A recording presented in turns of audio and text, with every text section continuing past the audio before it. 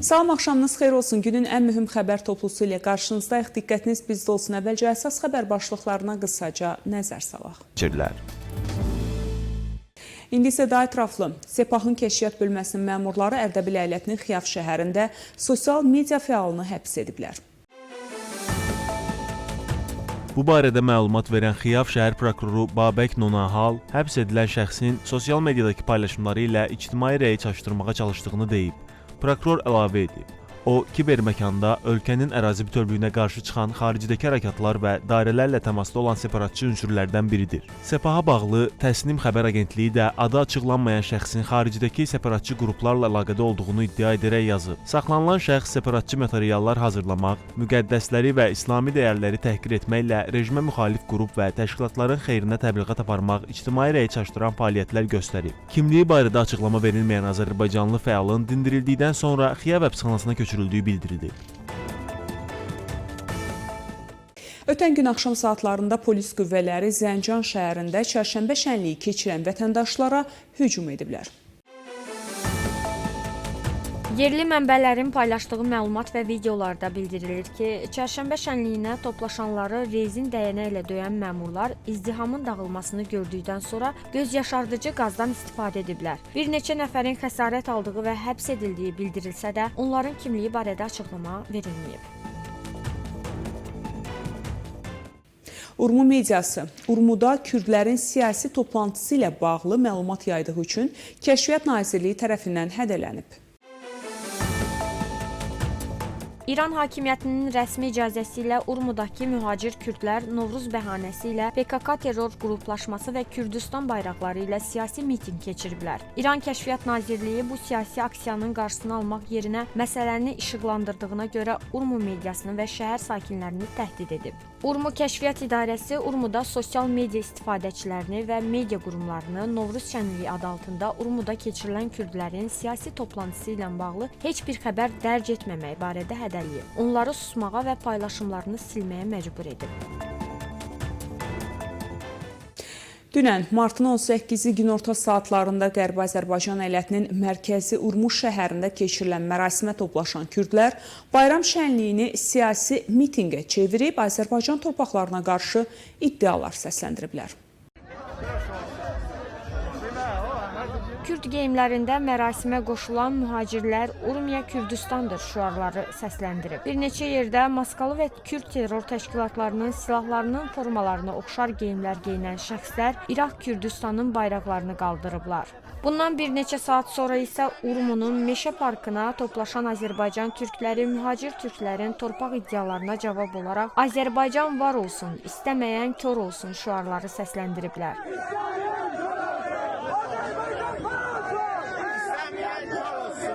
Bundan sonra şəhərin başqa bölgələrindən keçirilən mərasimdə də eyni şüar səsləndirilib. Xatırladaq ki, bundan əvvəl yerli dövlət qurumları Azərbaycan türklərinin Urmuda çərşənbə mərasimi keçirməyinə icazə vermədiyi halda kürdlərin oxşar mərasiminin keçirmələrinə rəsmi icazə verməyib. Qeyd edək ki, mühacirlərin propaganda xarakterli bayram mərasimləri bir neçə il əvvəl Qərbi Azərbaycan əyalətinin milliyyətcə kürd olan keçmiş valisi Məhəmməd Sadiq Mötəmedyan dövründə başlayıb. Hazırda əyalətə milliyyətcə türk olan Rıza Rəhmani vali təyin edilsə də, Mötəmedyan dövründə başlayan Azərbaycan torpaqlarına iddia xarakterli ənənə davam edir.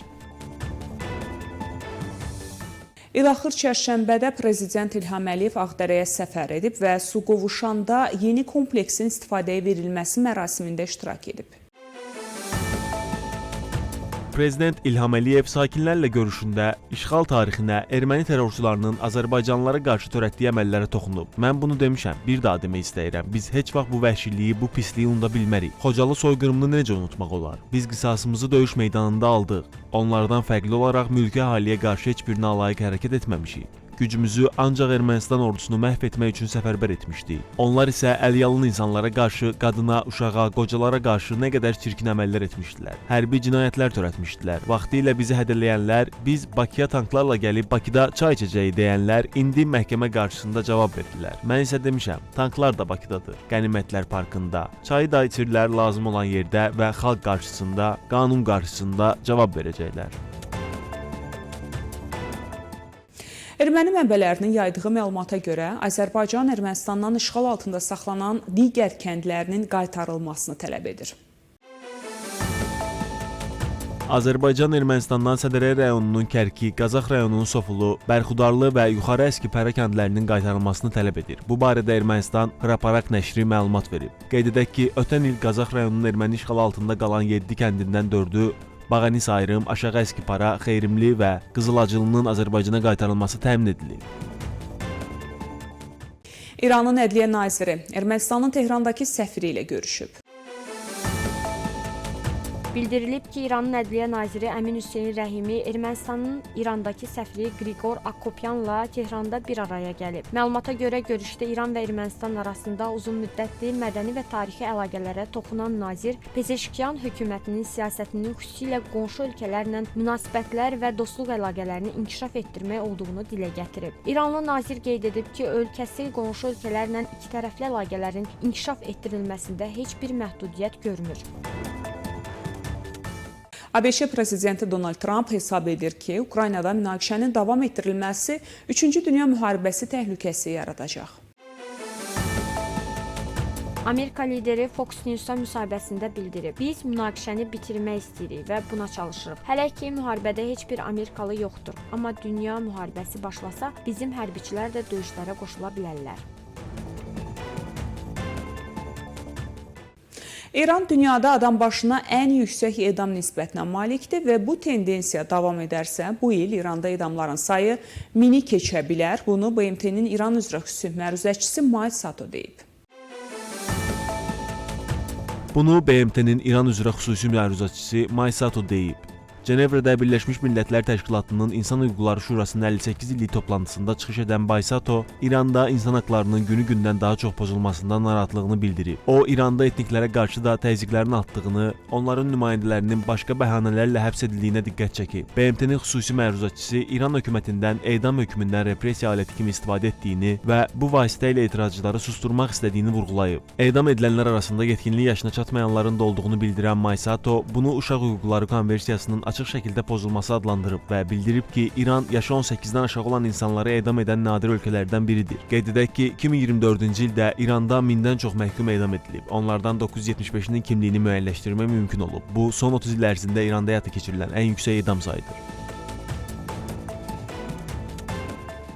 İranın 38 həbsxanasında saxlanan siyasi məhbuslar edam hökmlərinin dayandırılması tələbi ilə martın 28-də yenidən aclıq eyləminə əl atıblar.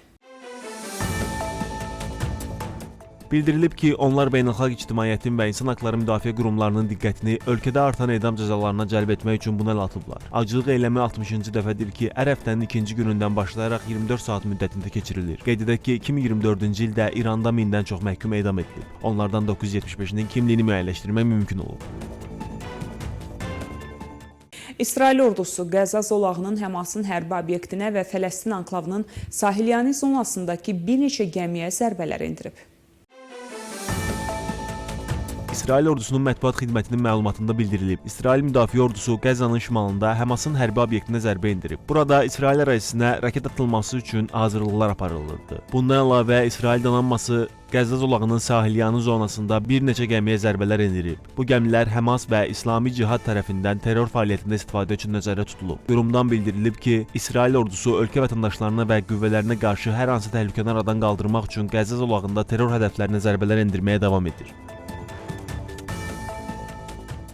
Bazar ertəsi Təbrizdə İran İslam İnqilabi Keşikçiləri Korpusunun kəşfiyyat qüvvələri tərəfindən həbs edilən Azərbaycanlı türk fəal Sima Əlipur 400 milyon tümenlik girov müqabilində 2025-ci il martın 18-də sərbəst buraxılıb. Məlumata görə təhlükəsizlik işçiləri məhkəmə qərarı təqdim etmədən Əlipura təzyiq edərək, onun mobil telefonu və bəzi şəxsi əşyalarını müsadirə edərək onu Sepahın kəşfiyyat qərargahına gəlməyə məcbur ediblər. Lakin həbsin səbəbləri və həbsdə olarkən təhlükəsizlik qüvvələrinin bu mülki fəalla necə davrandığı barədə ətraflı məlumat hələlik açıqlanmayıb. Ağ Evin İrana xəbərdarlıq bəyanatlarından sonra bugün səhər saatlarından İran tümeninin Amerika dolları qarşısında dəyəri kəskin azalıb. Məlumata görə bugün 1 Amerika dolları 100 min tüməndən bahaya satılıb. Məzənnəni göstərən bir çox rəsmi saytlarda qiymətlər göstərilməsə də, bəzi saytlar dolların bahalaşmasını təsdiq edib. Hər bir dolların 100 min tümən olduğunu yazıb. İqtisadçılar İran rəsmilərinin ABŞ ilə danışıqlarından imtina barədə bəyanatları vəm gərginliyinin artması səbəbindən İran pulunun daha da ucuzlaşacağını proqnozlaşdırıblar. Donald Trump və Vladimir Putin telefon danışığı zamanı İranın heç vaxt İsraili məhv edəcək mövqedə olmaması fikrini bölüşüblər.